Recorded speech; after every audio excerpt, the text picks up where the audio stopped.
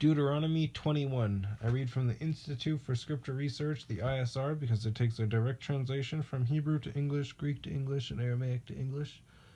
Yah is a very jealous El. He's so jealous that he doesn't even want the names of idols or mighty ones to come to our lips. He is the Elohim of the heavens and the earth, the first and the last and the only.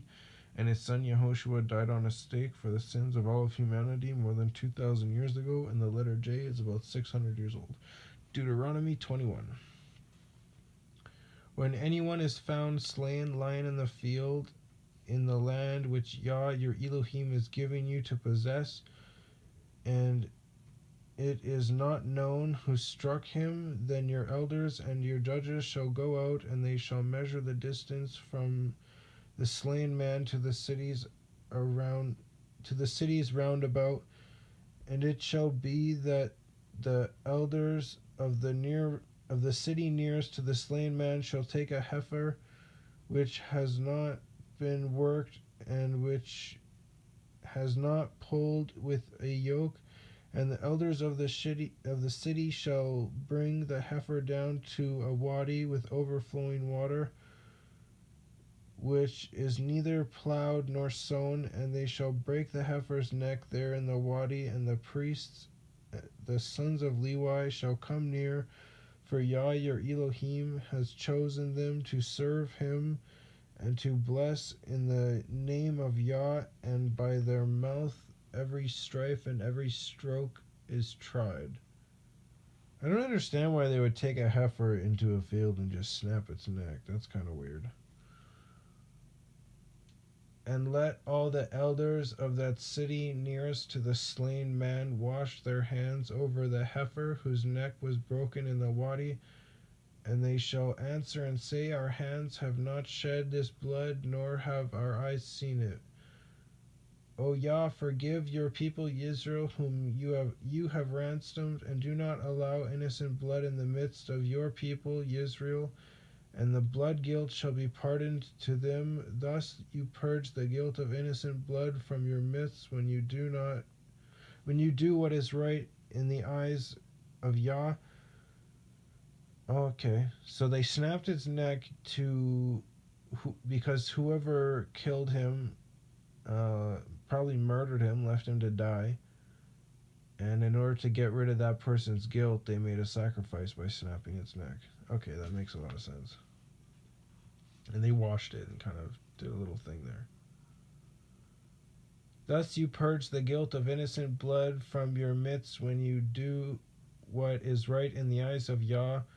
When you go out to fight against your enemies, and Yah your Elohim shall give them into your hand, and you shall take them captive, and shall see among the captives a woman fair of form, and shall delight in her, and take her for your wife, then you shall bring her home to your house, and she shall shave her head and trim her nails, and put aside the mantle of her captivity, and shall dwell in your house, and mourn her father and her mother a month of days.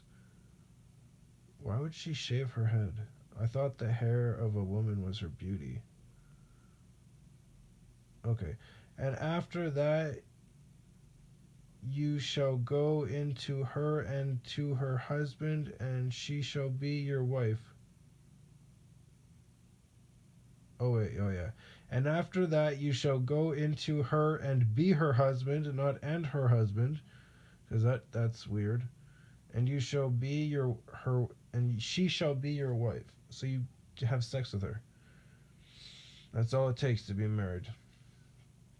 And it shall be, if you are not pleased with her, then you shall let her go at her desire, but you do not sell her at all for silver. Do not treat her harshly, since you have humbled her.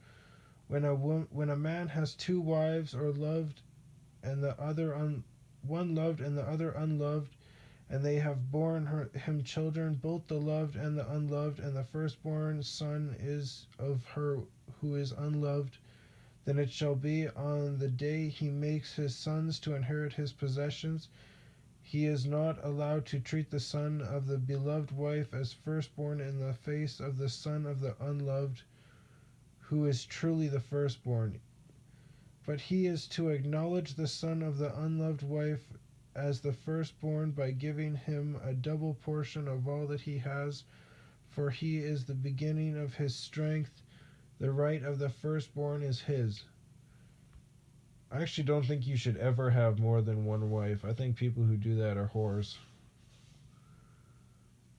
When a man has a wayward and rebellious son who is not listening to the voice of his father or the voice of his mother, and who, when they have disciplined him, does not listen to him, then his father and his mother shall take hold of him and bring him out to the elders of his city, to the gate of his city, and shall say to the elders of the city, the son of ours is wayward and rebellious.